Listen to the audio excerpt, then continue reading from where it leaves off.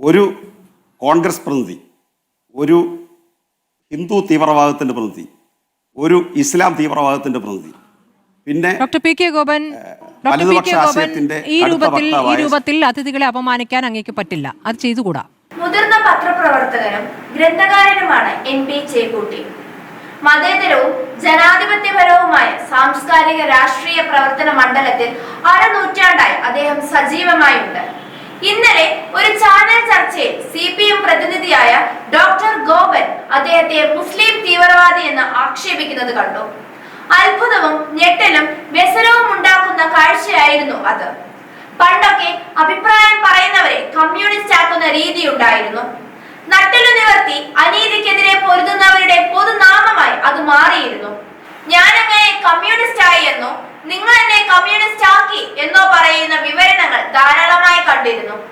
അത് ഓർമ്മിപ്പിക്കുന്ന രീതിയിലാണ് ഇപ്പോഴുള്ള മുസ്ലിം തീവ്രവാദി, അർബൻ നക്സൽ തുടങ്ങിയ ചാപ്പകുത്തലുകൾ. മുസ്ലിം അപരത്വ നിർമ്മാണവും കൊലവിളിയും വംശഹത്യാ പ്രേരണയും ഫാസിസ്റ്റ് ആശയ പ്രയോഗത്തിന്റെ കുടില കൗശലങ്ങളാണല്ലോ. ചോരചൊരിച്ചില് വംശഹത്യയെ അത് ചെന്ന് അവസാനിക്കണമെന്ന് ഫാസിസ്റ്റുകൾ മോഹിക്കുന്നു.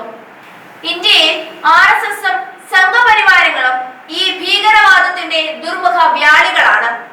അവരെ നമ്മുടെ വിപ്ലവ കക്ഷികളും മാധ്യമങ്ങളും ഭീകരവാദികളെന്നോ തീവ്രവാദികളെന്നോ വിളിക്കാൻ മടിക്കുന്നു.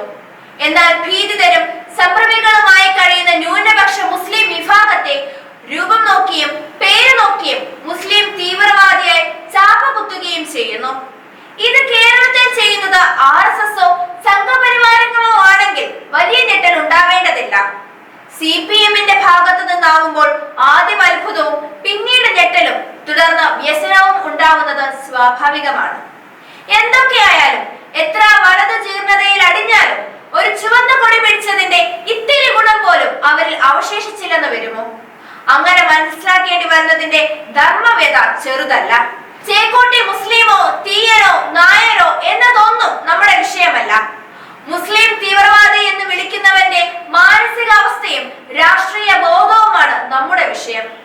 ഇന്ത്യൻ ഫാസിസ്റ്റുകളുടെ വംശീയ പദാവലി നിർലജ്ജ പരസ്യമായി എടുത്തുപയോഗിക്കുന്ന സാക്ഷര പൗരന്റെ ബോധമില്ലായ്മയാണ് മലയാളിയുടെ പ്രശ്നം. അയാളുടെ ജനാധിപത്യ മതേതര സംസ്കാരമാണ് അമ്പരിപ്പിക്കുന്നത്. അയാളുടെ കമ്മ്യൂണിസ്റ്റ് മുഖംമൂടിയാണ് ഞെട്ടിക്കുന്നത്. സ്വന്തമായ ഒരു ദർശനമോ നിലപാടോ ഇല്ലാതെ ജാതി ഹിന്ദുത്വ കോലായിൽ പിച്ച നേടുന്ന ഭിക്ഷാന്തേഹിയുടെ ഭൗതിക വിപ്ലവ നാട്യമാണ് ലജ്ജാകരം. ഡോക്ടർ ഗോപൻ, താങ്കൾക്കും താങ്കളുടെ പാർട്ടിക്കും കമ്മ്യൂണിസ്റ്റ് മുഖംമൂടി ഇനി എന്തിനാണ്?